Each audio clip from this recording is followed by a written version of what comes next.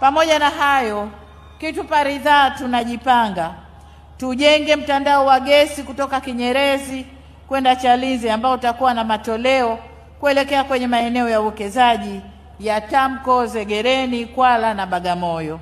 Kwa sasa kandarasi mshauri anaendelea na tathmini ya njia ya kupitisha bomba la gesi, na ujio wa gesi hapa utazidi kuvutia uwekezaji mkoani humu, kwani viwanda vitaweza kuendeshwa kwa gharama nafuu zaidi na bidhaa zinazozalishwa zitapungua bei yake.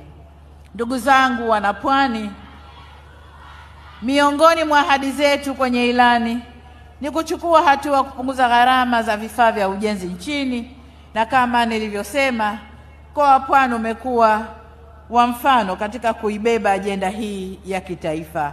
Pwani oi!